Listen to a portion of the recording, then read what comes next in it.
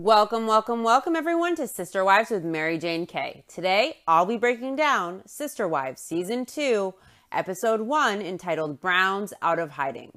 Before I begin my commentary, I do want to apologize to any subs or viewers whose comments were deleted automatically by YouTube. I want to be clear that I respond to every comment. The only comments that go to my inappropriate folder are typically like spam in foreign languages with odd links, or comments telling me stuff like to go fuck myself. And those comments don't offend me. I laugh at them, to be honest. They crack me up. But I've had about 3 different viewers since I've started this channel, and these are respectful viewers, wondering why their comments were deleted or assuming that I've deleted them or that I've ignored them somehow. And I've checked my spam folder or the inappropriate comments folder and they're not in there. I have not deleted any comments, but I did look into this. And apparently YouTube does have an automatic censorship algorithm. So the only thing I can possibly think is that YouTube has removed them if it's not in my spam filter. And I did not delete them myself. That's the only answer. And it seems possible because I researched this issue after my 3rd viewer was flabbergasted by her comment vanishing. I did send feedback to YouTube regarding this. If that happens to you and you want me to see your insights and you can see the comment on your end and you've taken time to write out and articulate your thoughts, please feel free to send me the comments via email. My email is listed somewhere on my page, I'm sure. You can screenshot them, you can email them, and I will respond to them. Provided they aren't violating YouTube's terms of service, which I'm sure that they are not, I will post them personally from my account myself and I will respond. And I will also try to email them to YouTube to ask why they were removed when they violate nothing in YouTube's terms of service. I don't appreciate that type of censorship at all on my channel. And I apologize again to anyone that was affected by this. Okay, now let's get into the episode, Sister Wives Season 1, Episode 2, Browns Out of Hiding.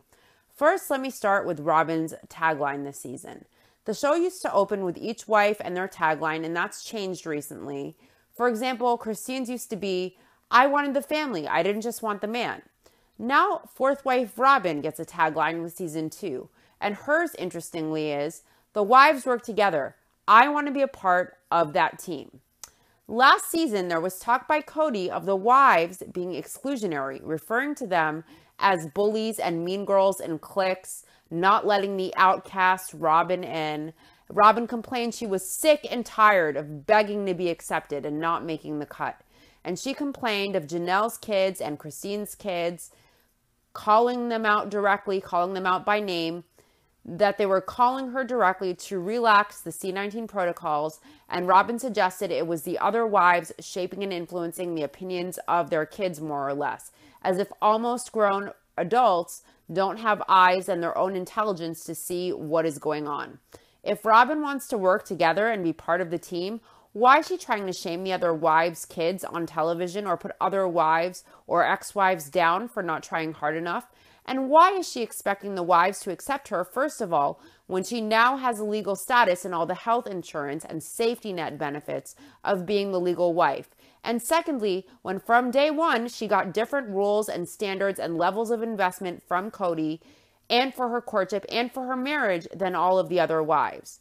If Robin's heart swells with love for these women, as she said, who according to her sacrificed so much so she could be happy, not because they felt they had no choice but to leave or to accept her, she would insist on having everything exactly as the other wives did from the courtship on, and she wouldn't be so vocal about being Cody's soulmate or gushing about her love. She wouldn't openly manipulate the women and try to hide it with things like the fake wedding dress shopping experience, for example. So I don't believe she ever wanted to be part of a team. She knows she's the favorite wife. She knows she can manipulate Cody and stroke his ego and snap her fingers to get different levels of investment and effort from Cody, including more time than the other wives get. Robin is about Robin. She was never about the team. She isn't considering what is best for the team in her decisions. She never puts anyone else's needs ahead of her own. One of my subs who has the most thoughtful comments that get me thinking is Undercover Ballerina.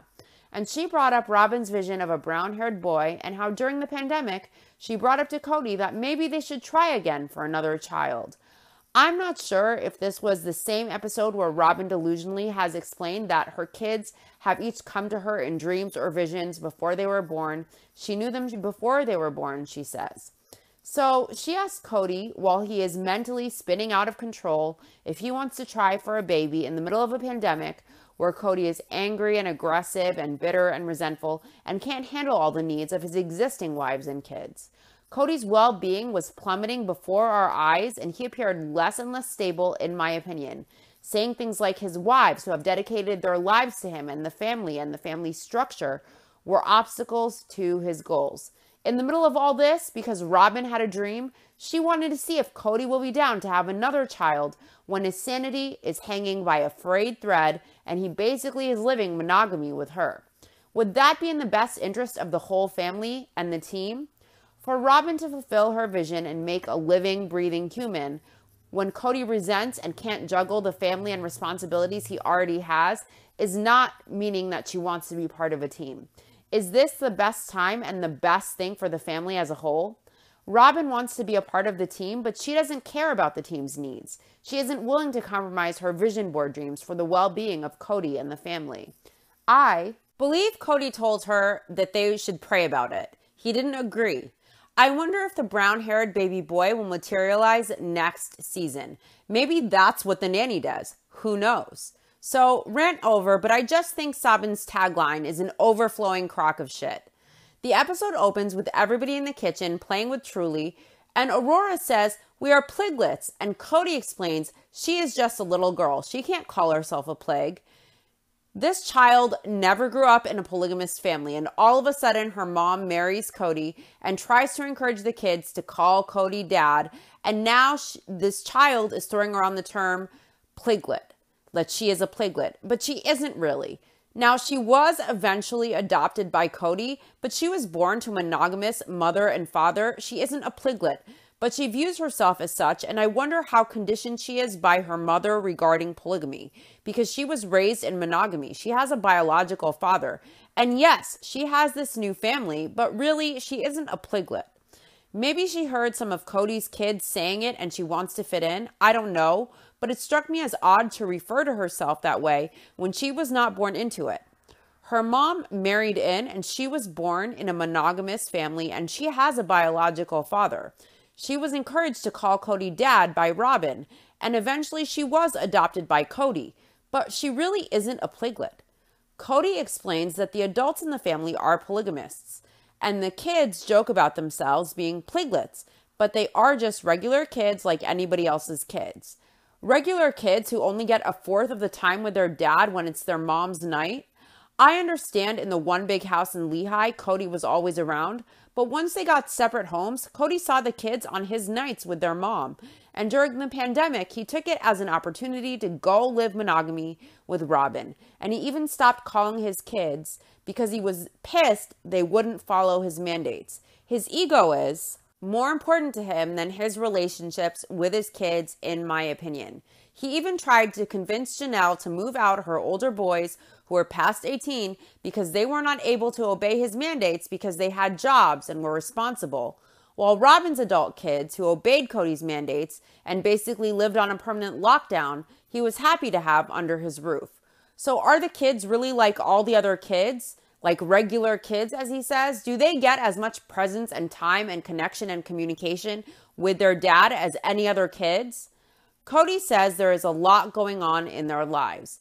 It's the beginning of September, and now the kids are all going to school, and it will be the first time that they have in public school for half of the kids. Cody says if he is counting right, 7 of his kids haven't gone to public school before. Cody explains that he and the wives are going to the Big Apple to go on the news and to go on the Today Show to discuss their lifestyle publicly. Mary thinks it will be interesting. She has no idea what to expect. Cody explains they aren't coming out to their friends. They're coming out as polygamists to the world. Janelle explains that they're going to talk to the younger kids about going to public school and the fact that it's going to be obvious that their brothers and sisters will be in the same class. They gather all the kids in the living room. The wives and Cody are on the confessional couch, and Cody says all the kids seem to want to be in public school. And Mary points out, except Mariah, Mary explains that Mariah didn't want to be in public school this year. She tried a year in public school last year, and she decided she didn't like it and she preferred being in the private school. I will commend the Browns here. I think it's amazing that the parents have allowed Mariah to choose which environment she prefers, and she was given a choice. And when she was uncomfortable with public school, she was allowed to go where she felt comfortable, which was the private school. And she was given that choice. Cody says they would have done this earlier, moving the kids to public school, but they didn't feel like the time was right, and they didn't feel like their kids were ready. In the meeting with the kids, Christine explains that they've gathered all the kids tonight because they are starting public school. Mary explains back on the confessional couch that they've talked about whether to put the kids in the public school system for years.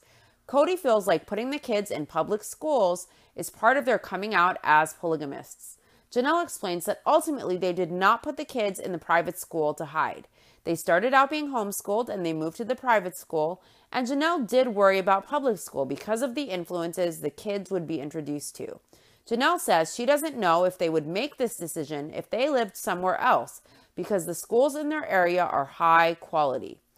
I think personally you should always make sure your kids are getting the best education possible and that there are good public schools available if you have kids. But kids have to be socialized and exposed to other kids from different walks of life who look different than them or who grow up in different cultures or lifestyles or family structures so that their minds open and develop and grow.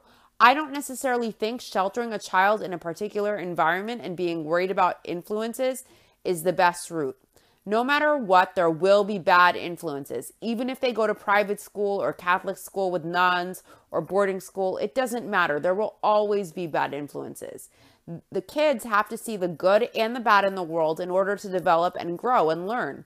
If they never see the bad influences anywhere around them and they are sheltered their whole lives, when they are grown and set free, it will be too much and they won't be socialized enough or mature enough or developed enough to really know what's good or bad or the consequences of what choices they make or how to choose correctly and weigh things. It's not bad influences. It's about how you parent and raise your kids, in my opinion. Bad influences will always be there, so it's dependent on parenting and not sheltering your child so much so that they can't develop and mature enough that they understand consequences and choice and how life works, how the world works, and how life is, how the world is. You can't just teach them good or bad. I think they need to learn that there is gray too. Nothing is perfectly black or perfectly white. Most things in life are in between. Most things in life are gray. Robin asks everyone what is different in their family. And one of the kids says, we're polygamists. And Robin responds, yes, we are polygamists.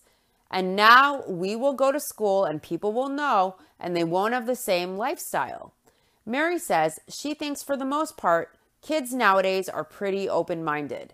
Cody says kids are being taught tolerance at school now. I just want to point out that Cody wants tolerance for his kids, but part of his faith believes that certain people who look differently than them can't hold the priesthood actually. So all this talk about being open-minded and tolerance doesn't extend to their FLDS faith that is very exclusionary to people with different skin tones or heritages, so much so, in fact, that they can't hold priesthoods or positions of leadership, allegedly. Cody says he remembers growing up in school and being taught the value of civil rights and the value of tolerance. Cody says it's not just being taught now, it's a morality. Not for his faith, though, apparently. So it's funny that Cody wants tolerance and for his kids to be on the receiving end of that tolerance as polygamists. But if you have a different skin tone, you can't have a priesthood. And I don't know how tolerant the FLDS faith is of different sexualities either. Janelle is grateful tolerance is now not just being taught, but a morality, and Cody is too. Christine feels different about the kids, though. She says she always put her kids in a private school. Part of it is because when she was going to school, she was okay, but her brothers and sisters were picked on and bullied because they were known as polygamists. But she was not known to be of a polygamist family, so she avoided that. So Christine didn't want her kids in the public school system because of that. She is nervous that her kids will get teased. But what she's more nervous about is that the getting teased will stop them from making friends. I think it's awesome that Christine knows the effects of teasing and bullying, and her primary concern is that the kids feel accepted and that they socialize well. Janelle is kind of excited. She was hesitant at first because her little babies, she doesn't know how they'll be. But once she met the principal and the staff, she felt good about it. Cody says, having met the principal and some of the teachers, he's very impressed and excited for the kids. I wonder if he's also excited about the money he will save each semester of sending the kids to public school versus sending the kids to their private school. The next morning, Cody wakes Maddie up and a few of his other kids. I thought that was nice. I don't think my dad ever once woke me up for school, but also he was a hotel manager for a very large corporation, so he was there at like 5 a.m. way before we even woke up for school. Aspen is stressing because she is running late. She is like 13 or 15, going on 50 or 55 with the way she's styling her hair, and her mom is doing her hair in these weird, thick, corkscrew curls that look shellacked to the heavens in hairspray. It looks like the hairstyle of a 50-year-old Karen, but I mean, I remember being 15 or 16 with crazy curly hair, and I'd wake up extra early, and I can remember my mom, bless her, painstakingly straightening my hair in the mornings before school. So I can relate, not to the hairstyle, but to the effort. Savannah jokes that she's going to 6th grade, and Isabel reminds her she's headed to kindergarten. Logan tells cameras he still wants summer to continue. He isn't looking forward to going to school. Janelle explains there will be a little bit of change this year. Christine will be home more than she was last year because she has Truly. So she will be starting to do some of the breakfasts and stuff for Janelle's younger kids, which I believe Logan used to handle. Christine has baked something that looks like homemade strudel. It's fresh in the oven for the kids for breakfast. That woman is an angel. Her kids didn't get a granola bar or a Pop-Tart or some corn pops in a bowl. They got fresh baked strudel, fresh from the oven for breakfast. Christine is a legend. She tells cameras she's a little stressed out and she will be stressed out for a few days until she adjusts to the new routine. Cody announces to Christine that he is leaving. He jokes with her as she slowly walks towards him that she is supposed to drop everything and come running to him as he hugs her goodbye. Cody explains on the confessional couch that they homeschooled their kids for a lot of years, and he thinks that experience actually melded the family. He says when Robin was coming into the family, he thought it would be a very good way to help the families merge by having all of the kids go to public school together. If I was one of the Brown kids and I was told I have to go to public school because Robin's kids go so I can merge with her kids, I'd feel pissed and fucked over. It seems, though, that the kids got some level of choice in the matter because Mariah did try public school, and she was allowed to go back to private school as she preferred. I hope Cody didn't tell his kids they were switching to public school so the families could merge. Better, because Robin's kids attended public school. If there wasn't already resentment, that would do it for sure. Robin is getting her kids up and ready for school today. Today is Aurora and Brianna and Dayton's first day back at school. And Robin is wearing another one of her ridiculous outfits. A long sleeve plain purple shirt with a white glittery crochet looking cardigan with loose quarter length sleeves over the long sleeves. And her hair is in a ponytail, but she has on a white plastic headband for added style. Also a very clunky, extremely gaudy brown beaded plastic cheapo costume jewelry necklace, and it's hideous and cheapo. It's not a good look. Robin says this first day back at school is exciting and fun for her kids, but what's more important about that is this is their first day back at school now since she and Cody are married. What the fuck does that matter to this first day back at school? How is it relevant other than her wanting to throw it in there? She says it's important since now they are polygamous children, and now they are going to public school with their brothers and sisters. Robin says her kids have never talked about this. They have never addressed being from a polygamous family with their teachers and friends. So this is the first time they're ever saying, look, these are my brothers and sisters, and I'm from a polygamous family. She says she was nervous because when she was a child in public school, she kept it a secret all those years. So for her to have her kids going to public school and being out where she hadn't her whole life, she was anxious about that. Robin says being away from the big house, she sometimes feels disconnected. What about how disconnected all the wives and Cody's kids other than her and her kids feel when Cody lived with her and her kids in monogamy during the pandemic? She says she feels disconnected sometimes living separately. One of the things she loved about the family was the fact that Cody had access to all of his wives and kids at all times, and that Cody was going up and down stairs, checking on everybody and seeing how everybody was doing. Robin really likes this idea. She says being at her own house, she and the kids aren't a part of that. Cody says he actually likes everybody in one house because he feels it gives a stronger family identity. Janelle agrees that she is looking forward to it, meaning Robin also living in one house with them. Cody says the merger of Robin's children will actually be a better experience with everyone in one house. They show Cody leaving Robin's and the kids are yelling, "Bye, Daddy," enthusiastically. They have a biological dad. They have a father. So it's odd to me that they were coached to call Cody Daddy from the start and almost erase their bio dad. Like when Robin had the old photo of herself, her ex-husband, and the kids drawn with a younger version of Cody in her ex's place. That was bizarre. Regarding his first day of school, Dayton is excited but not nervous. Aurora is nervous a little bit that she might lose some friends. If people can't accept you as you are, it's their problem and you shouldn't want them as friends. So good riddance is my opinion on that. Robin explains that Dayton made a comment yesterday when they were at the school. The teacher said, "Write down things about yourself." And Dayton asked, "Yeah, write down stuff like I'm from a polygamous family." And Robin flinched. She took pause. And she says even though they're introducing themselves, she still froze and wondered who heard that. She wonders if it will be okay or if it is going to be something the kids are weird with. What about how their faith that endorses polygamy, the FLDS, are so weird with non-white people holding the priesthood? Kids can be cruel, but they are more open-minded than adults with lifestyle choices typically, from my experience. But I wonder how adults can be okay with rules like only white people can accept a priesthood position in their specific AUB, FLDS sect of the religion. How are adults so weird about that in the AUB, the sect of FLDS polygamy that the Browns were in?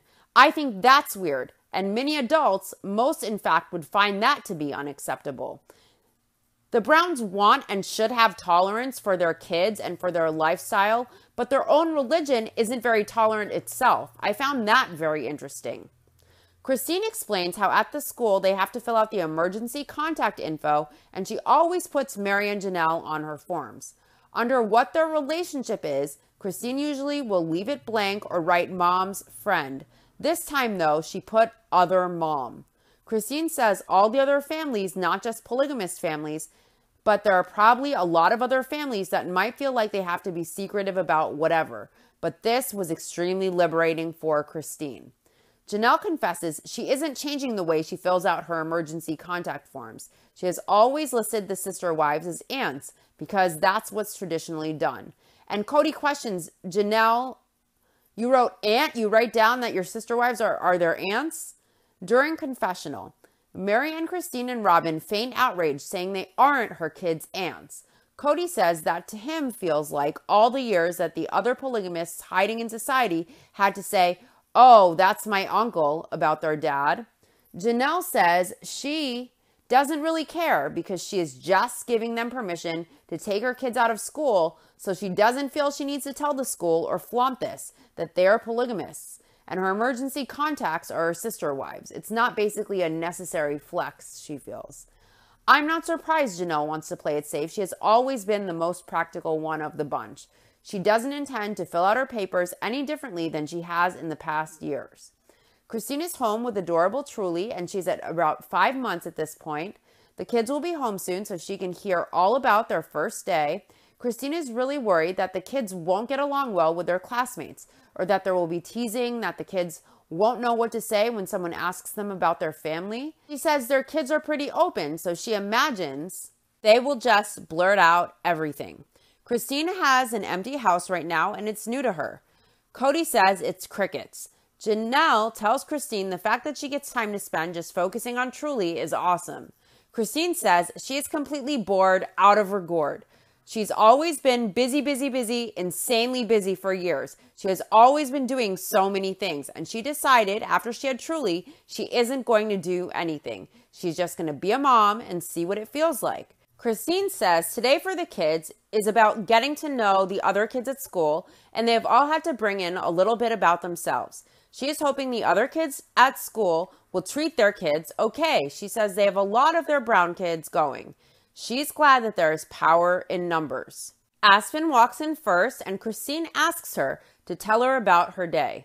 Her teacher is way boring. Logan walks in next, and he asks, any food? Christine explains that Logan will come over to her part of the house when he wants food. Janelle admits she will go to Christine's too to see if there is food. Cody says he also goes to Christine's to see if there is food. Janelle says if she wants a real meal after a whole week of working and eating sandwiches, she goes to check out what's in Christine's fridge. Christine tells Logan that there is fresh streusel she made from breakfast, or they made hamburgers for lunch with homemade buns. Logan is stoked, of course. I would be too. The first thing I would do when I got home from school is eat.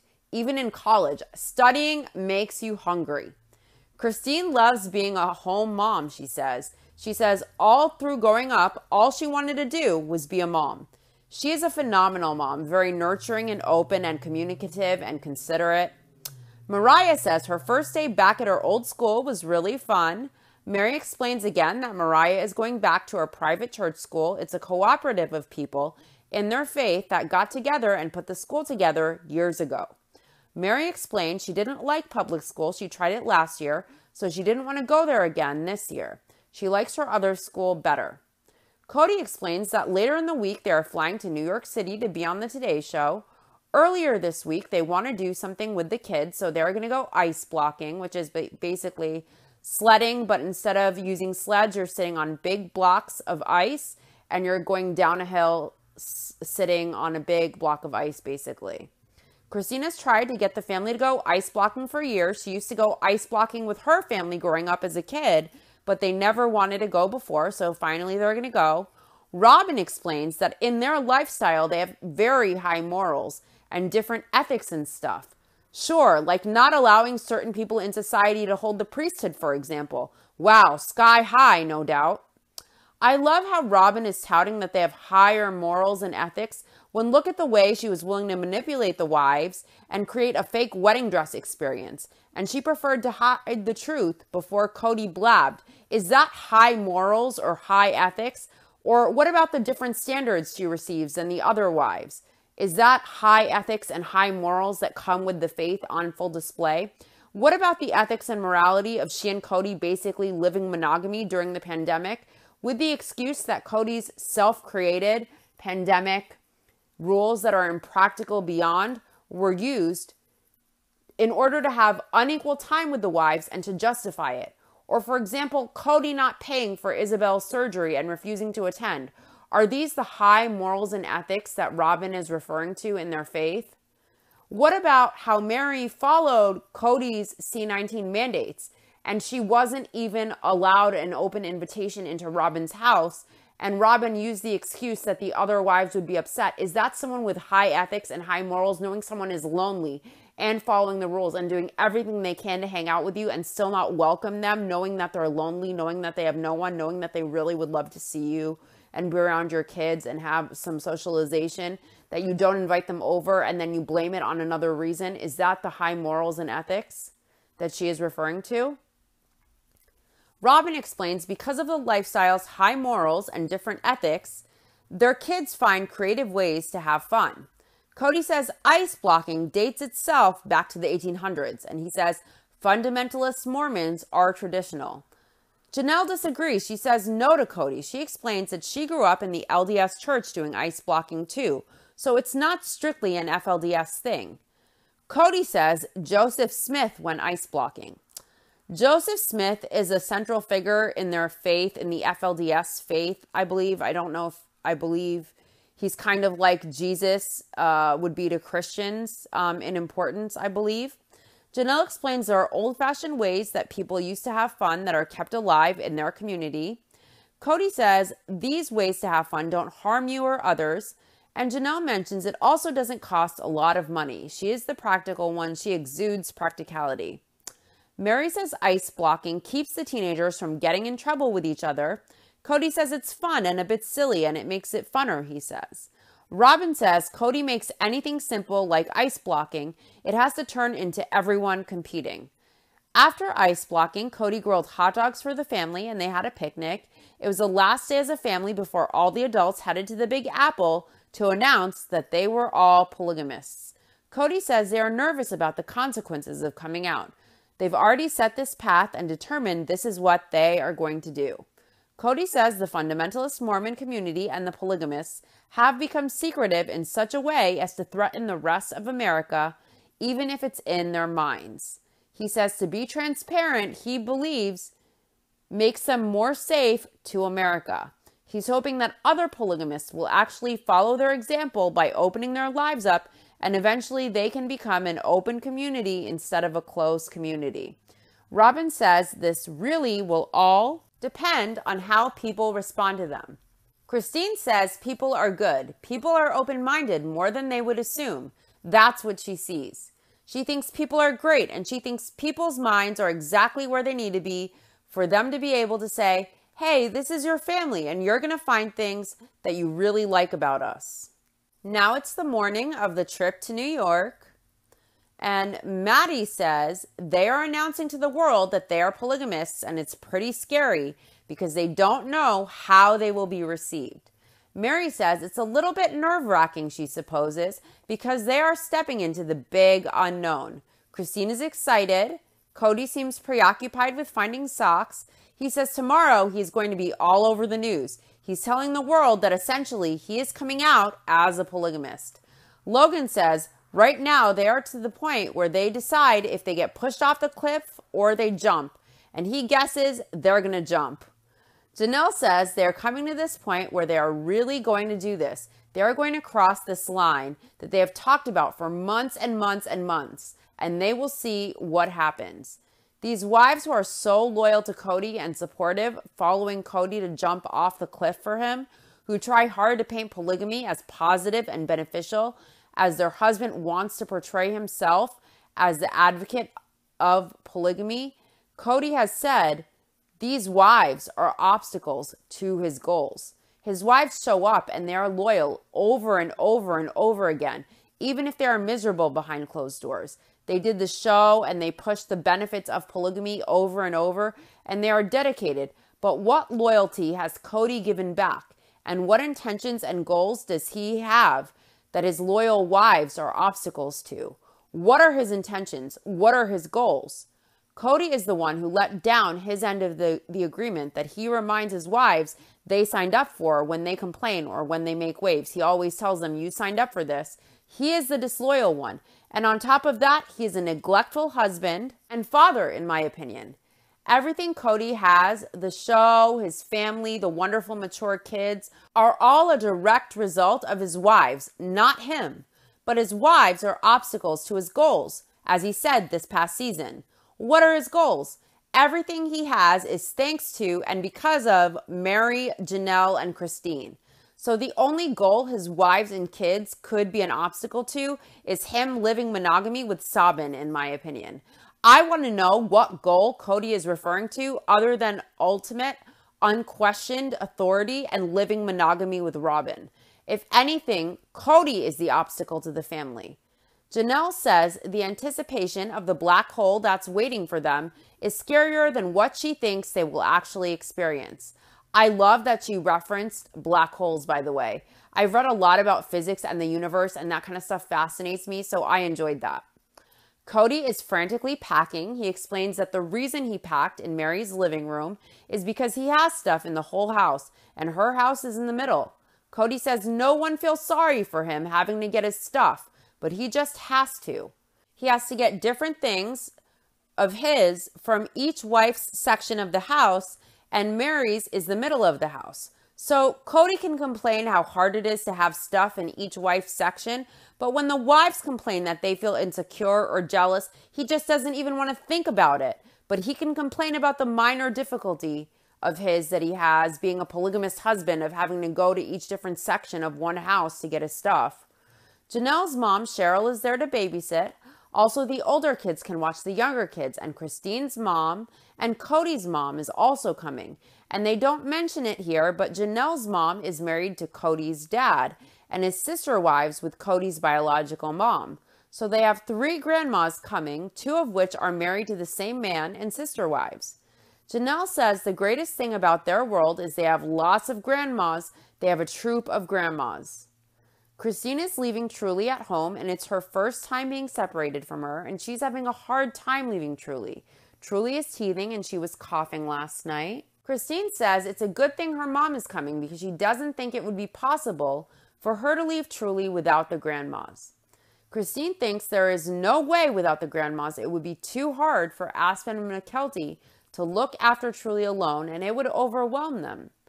Cody says this is one of those things he has always wanted to do in his life, just to be more open about his lifestyle and to hopefully open up the mind of society. And he's nervous about that and the gazillion questions he will get about the lifestyle. He says it's always unusual to come out and do something different than what's normal to everybody else and to stand up and be different. And that makes him nervous. Robin says that because she has been so closed about her lifestyle, to just be completely out is freeing and it's liberating, but it's also a very foreign thing. She has sat here her whole life guarding everything she says and watching everything that she does to not give away these clues. But now she doesn't. She doesn't have to do that anymore because now the cat's out of the bag and she is out there, for the whole world to see. And yes, this is her, here she is. Robin says there is a lot of bad media these days about plural marriage. She says not everybody has child brides. Does she know that Cody courted a 17 or 18-year-old that didn't end up working out before her? She says not everybody has welfare fraud. Well, what about the kids that didn't get Cody's health insurance through his work? So for the wives who aren't employed and getting their own insurance through their jobs, and they're not getting it through Cody, from the kids from the legal wife, then they're getting their health insurance from the state. So that's technically Medicaid.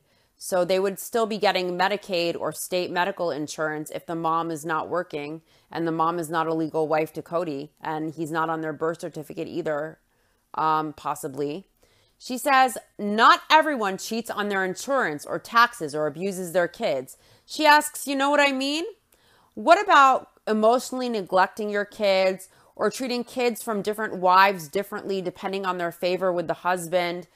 Or like one wife being treated differently than another wife's kids? Or what about telling your minor child, who at most was barely 17, at the latest barely turned 18, to go alone and do surgery that is necessary and life-threatening when they're in severe pain during a pandemic, scaring them and provoking anxiety in them regarding major surgery that is a required must, suggesting they fly cross-country alone and do it alone? That's neglectful and abusive, no?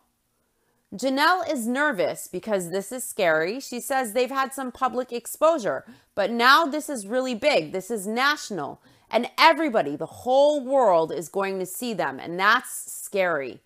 Robin explains it's her first time in New York City. She says you see so many movies about it and everything. She says it's so big and so overwhelming and loud and noisy and wild.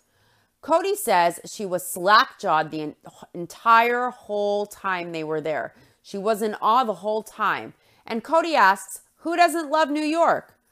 I love New York personally. As a kid, we'd go to Knicks games at Madison Square Garden and sit in the skybox. And this was a long, long time ago when Patrick Ewing and John Starks were on the Knicks. And it has an energy. New York has a vibe and an energy you will never find anywhere else in the world. Christine loves New York. She says the energy of that place, she loves it. Janelle says you feel the energy of the place and it's exciting. Cody says Times Square at 1 a.m. What a fun experience. Cody likes New York. He says the people were cool. What an experience, he says. And the Today Show. Mary says the Today Show was surreal. It was like, wow, how did we get here? It was wild, she says. Christine explains they were on the set of the Today Show for about 3 hours, start to finish. And they said during commercial breaks that they were going to show them. So they just had to sit on the couch and they would count down before each time that they were going to be on between commercial breaks. Mary says there was a lot of sitting and waiting, and she had been drinking water a lot that morning. So she needed to hit the ladies' room. And almost as soon as she got in there was banging on the door and someone telling her to hurry. She was about on. So she ran back to set with her pants unzipped. Robin asks in disbelief, "You did the whole interview with your pants unzipped?" And Mary confirms, indeed, she did. She did the whole interview with her pants unzipped. They show Meredith Vieira introducing herself to each wife and to Cody. Christine mentions she heard, "Hey, Christine," and she thought there must be somebody else named Christine there. And it's Meredith introducing herself to her, and she even asked Christine how Truly was. Christine was thinking, "I don't even know you, but I know who you are, and it's really weird you are asking me how my daughter's doing regarding, meeting Meredith." Christine says it was fantastically weird. Right before their segment, Mary asks, "Are you nervous?" And Cody is frozen in a look. He looks like he is constipated and hasn't shit for a week on his face. I've never seen him look like that. He is so nervous, he is shitting bricks. She asks Janelle if she's nervous, and Janelle is just smiling. The wives look chill. They might be a little nervous, but they're not showing it. Cody looks terrified, like someone has a gun to his head in a bank robbery or something.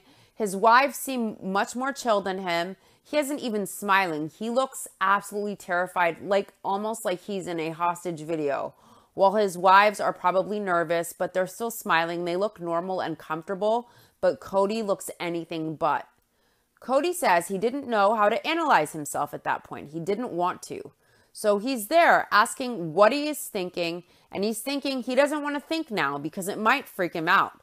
He says, "You have to remember, he jumped out of an airplane and he hasn't opened his parachute yet. He doesn't know if it will work out." Robin says it was all of this adrenaline and it was all of this pressure, and it was basically taking it all and handing it over to God at that point. It was intense, she says. Meredith introduces the family and says, "This is a lifestyle most people would not embrace and certainly do not understand." She starts with Cody and asks, "You do not come from a plural family, as it's called." His dad wasn't a polygamist, so she asks, "What led you down this path? What made you choose polygamy?" And Cody says, it's just, and he freezes. In confessional, he mocks himself saying he knows the answer, He says his brain and mouth would not connect. Christine mocks him, saying, "My name is Cody," like a caveman would.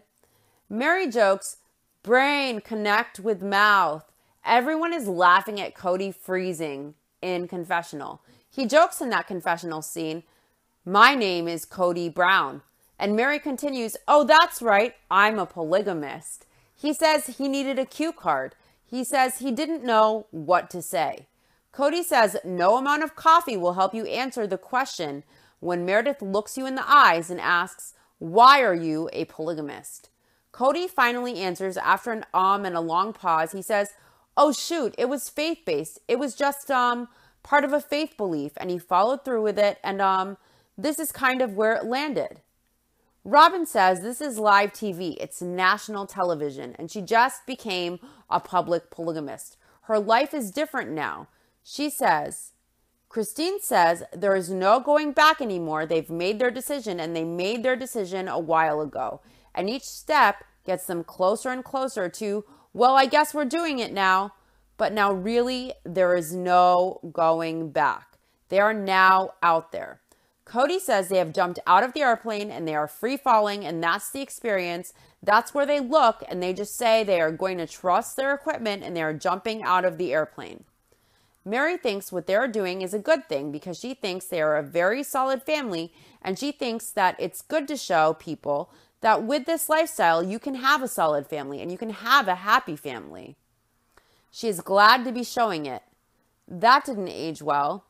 Would we consider the family in this polygamous lifestyle now in season 16 of their show happy and solid, with Cody living basically monogamy with Robin, using the pandemic as an excuse and emotionally abusing and neglecting the wives and kids that don't show blind obedience?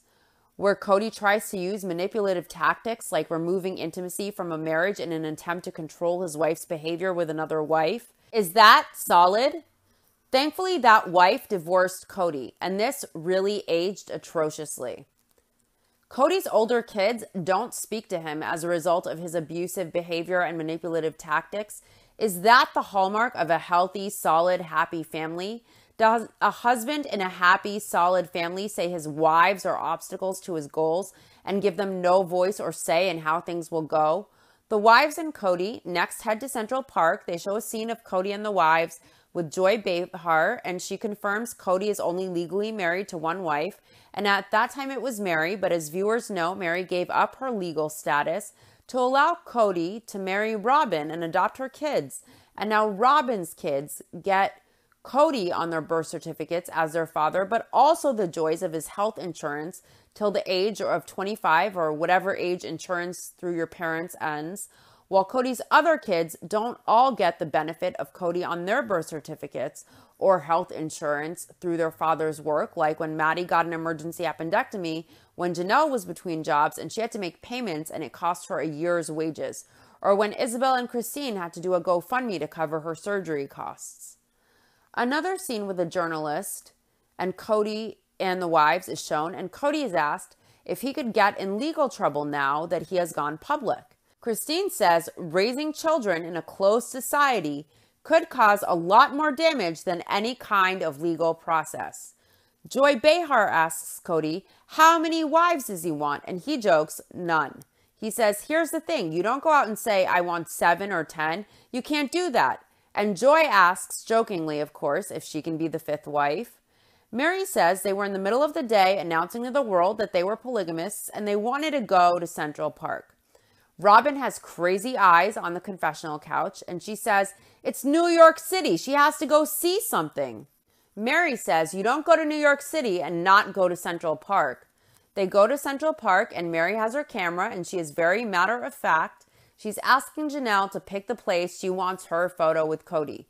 She tells Janelle to hurry and they pose by some random rock, and Mary instructs them each how to pose on certain sides of the rock. Each wife takes a photo with Cody at Central Park. On the confessional couch, reflecting on the experience, Cody says this should be the work of an ambassador. So he says, let me manage this.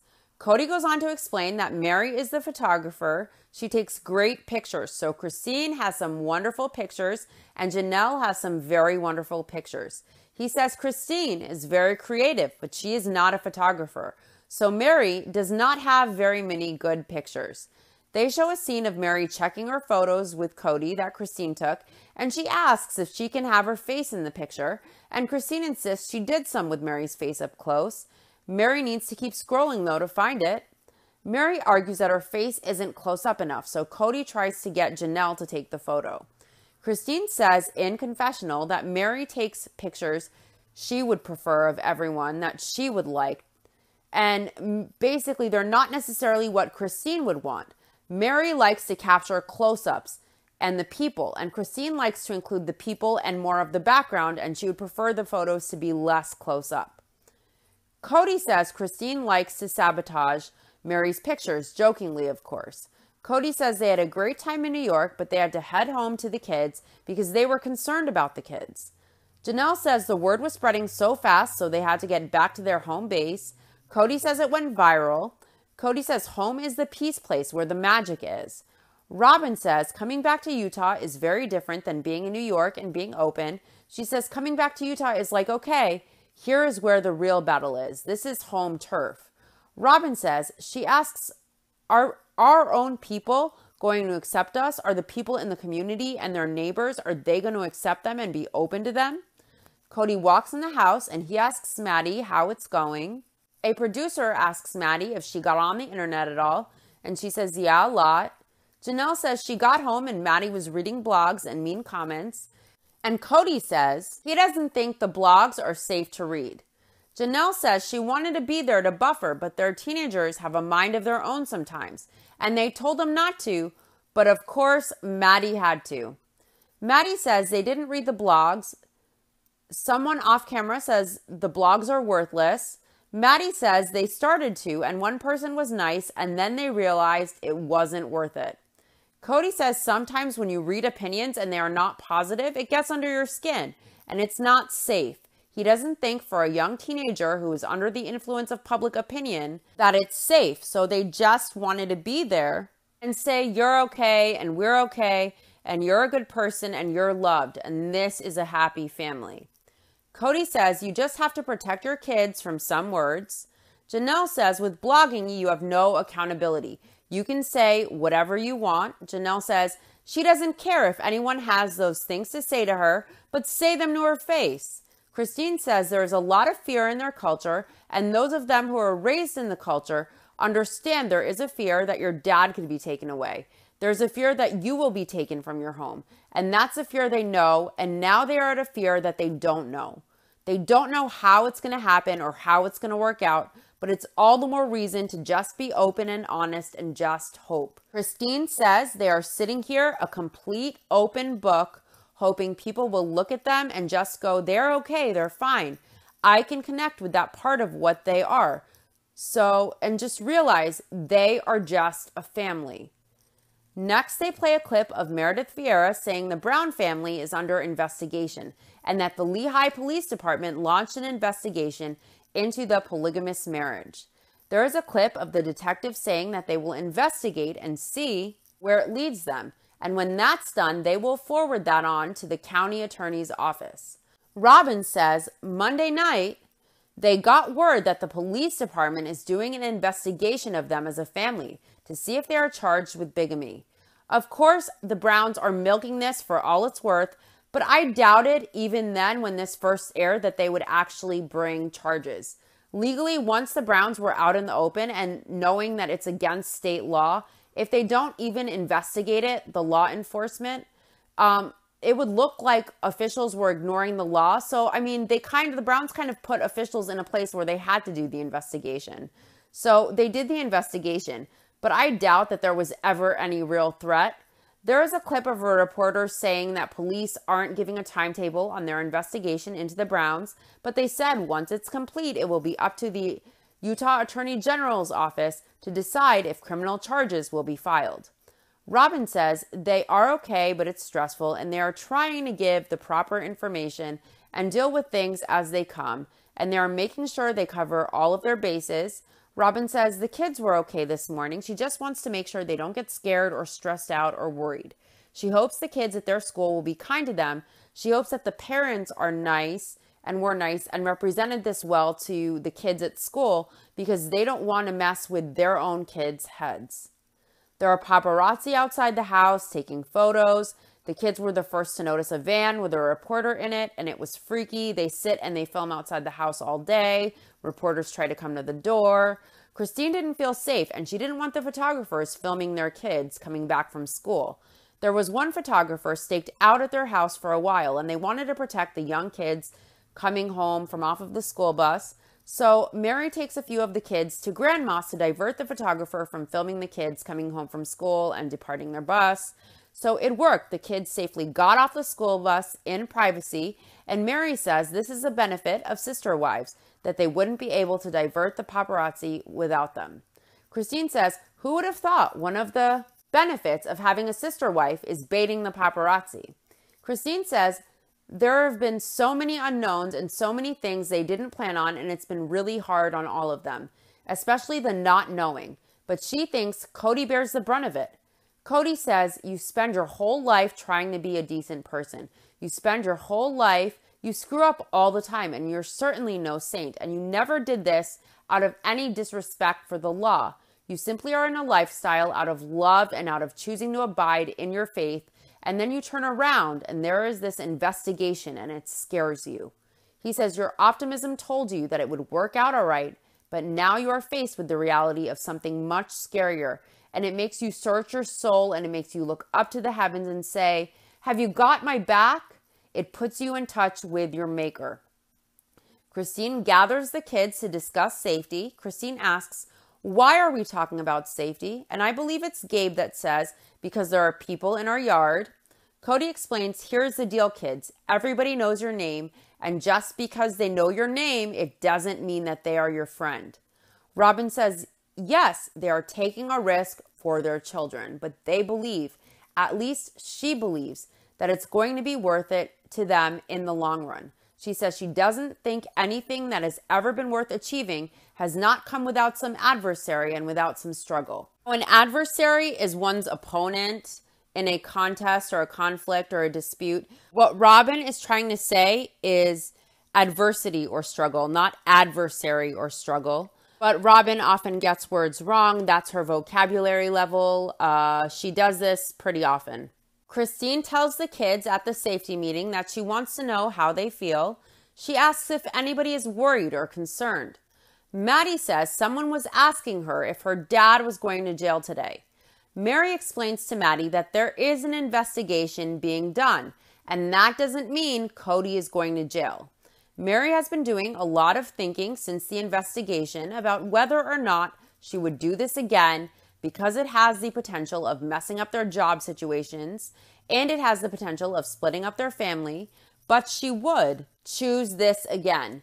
She is in tears at this point and she says it scares her to death, the possibility of her being taken away from her family or to have Cody taken away from the family and the kids needing to be split up. Robin is also sobbing too. It scares Mary to death because she doesn't want that. But for the chance that this might change for them in the future, she would choose this route again for them.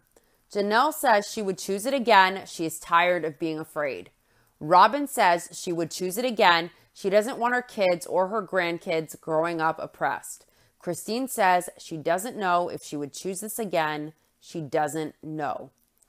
In my opinion, all the Browns did is make polygamy look like a toxic and unhealthy lifestyle. Should it be a legal lifestyle choice for grown adults who consent and are mature enough to understand what they are consenting to? Yes, I don't believe you should ever prevent anyone from living how they want to, even though I don't think it's a healthy choice, and the negatives inherent with polygamy are not something I feel women or the men in polygamy should have to cope with, even though I would never choose it ever, and I don't believe it's a healthy lifestyle choice. It should never be a choice people have to worry about being prosecuted for. However, that said, I don't believe it's healthy. In fact, I believe it's inherently toxic and it goes against human nature for the women, and the man is expected to fulfill the expectations of multiple women and to provide financially for each one and for all of the kids, and health insurance and homes and splitting the time X amount of ways. It's unrealistic, and it's constant suffering and constant stress and constant struggle with jealousy, insecurity, hierarchy, and competition, plus the time constraints and the financial constraints. It's unfair to everyone involved, and it's cruel. And if the Brown family showed anything, especially seeing the state of the family now and the dynamic now, they have proved how unhealthy the lifestyle is, how toxic and inherently complicated. And life is already complicated enough. It isn't a healthy lifestyle option, in my opinion. And in the beginning, the wives bent over backwards to try and advocate for polygamy, and they kept mentioning these minor benefits that anyone could have in a monogamous relationship as well. And they really reach hard with every benefit that they list. Now, in the current season, we see Cody systematically pushing the wives out, withholding sex to control the behavior of a wife, and that wife left. We see Cody with no self-awareness and an ever-increasingly inflated ego, using abusive tactics, emotional abuse, neglect, withholding intimacy, extending his chagrin with a wife to the kids, and using unrealistic C-19 mandates made by him, more stringent than the CDC guidelines, as an excuse as to why he is living in monogamy with Robin. He said his wives are obstacles to his goals. If his family is not his goal, then what is? He said he doubts his faith, the thing he got in the lifestyle for. He said he can't leave his wives, but they can leave him. And I believe, in my opinion, he wants them to. He grows more resentful and less present. His wives, other than Robin, have become a chore or an obligation to begrudgingly cross off a list. He has grown cruel, and he uses abusive tactics and manipulations to try and systematically push his wives out. If anything, the Browns prove polygamy is an unhealthy lifestyle choice, and everyone pays the price, the wives, the kids, even the husband at the center of it all, the glue. What happens when the glue no longer holds? We are seeing that this past season, and I believe we will in the next season as well. So the Browns went public, and they say it's worth it for their kids not to be persecuted. But they have made polygamy look toxic, whether in the world of child brides and welfare fraud and the cults and the Warren Jeff stuff, or for polygamous families like them. And every adult should have the freedom to structure their family as they wish without fear of prosecution.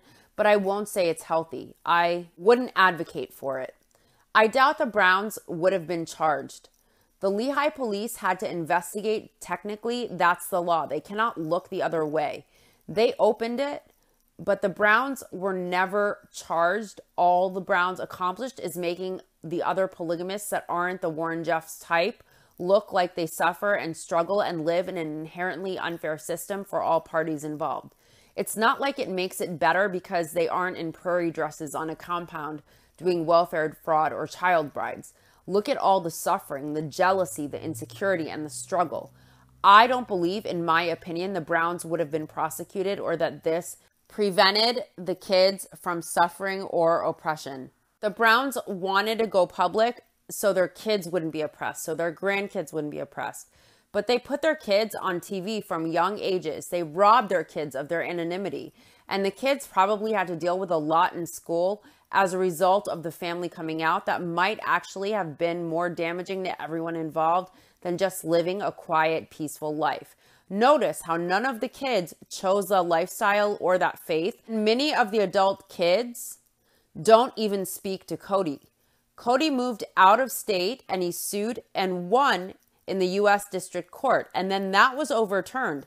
And Utah actually passed a more stringent anti-bigamy law. I understand the Browns want to advocate for polygamy, but seeing the de-evolution of their family has shown the toxicity inherent with the lifestyle. Christine has left and divorced Cody. Cody's older kids don't have close relationships with him. Cody is just an acquaintance to Mary, and the laws in Utah are now more stringent, so all he did was rob his kids' anonymity and affect their childhood, and maybe they got a TLC paycheck for filming and they are known, but I wouldn't say it's worth it. We see that behind closed doors in season 1, Christine already hated this lifestyle. Mary suffered and struggled greatly with Robin entering the family. We saw early in season 1, Mary questioning what keeps her, Mary questioning if she should stay. Janelle had left the family before and come back before the show ever started. The Browns did the show to advocate for polygamy, but in the end, they have made the lifestyle look complicated and toxic when life really is already complicated enough. Cody has grown increasingly ego-driven and cruel, and he is incredibly resentful of most of his wives and kids, calling them obstacles to his goals. When he refers to kids with another wife who has a rocky relationship with Cody, they are no longer his kids. His kids then become Janelle's kids or Christine's kids, as if they do not come from him. Anyone who questions Cody, he deems as disrespectful or disloyal. He has a clear hierarchy and a favorite wife, and he made clear this season the only house that feels like his home, where he is respected and he feels loyalty, where he is obeyed, is Robin's house, that he refers to as his house, and those kids he refers to as his kids. He basically used C19 as an excuse to live monogamy with Robin, in my opinion, intentionally creating impossible C19 mandates more stringent than the CDC. He says his wives are obstacles to his goals. The only goal his wives would be an obstacle to would be monogamy with Robin, in my opinion. He is increasingly cruel and manipulative, and he uses abusive tactics to try and manipulate behavior in his wives and kids and to gain control. And as it fails to work, Cody spins and spins. He lost Christine, the heart of the Brown family, when he decided intimacy was off the table and dependent on Christine's behavior with Robin. He said, "We will see how good a sister wife you are," when she said she needed intimacy in her marriage. It's obviously not Mary he's fighting for when he referred to, "We'll see how good you are with your sister wives." And Christine and Janelle are like sisters, so that only leaves Sabin that would be about. He has 2 other women for his intimacy needs if we exclude Mary, since we know he wouldn't touch her with a 10-foot pole. But Christine has no other option but Cody. And when Cody used intimacy as a bargaining chip or a way to control her behavior, she left. Good for her. I wish her the best. At this tell-all, Cody said what Mary accepts in her marriage, meaning just basically being Cody's barely acquaintance, he would never accept for himself, or he would never accept in a marriage. Cody made it clear on national television. He will never touch Mary. He will never look at her. He wouldn't even call her during C-19 to check on Mary as the mother of his daughter. He said at the tell-all that relationship that he has with Mary wouldn't be acceptable for a marriage, and it wouldn't be enough for anyone. And he says he can't leave his wives, but they can leave him. And he systematically seems to remove his presence, his communication, his time, and intimacy, expecting his wives will rush to modify their behavior to get crumbs. Christine wouldn't take it. She divorced him. Janelle has left before, and she may leave again. She let it be known she questions it.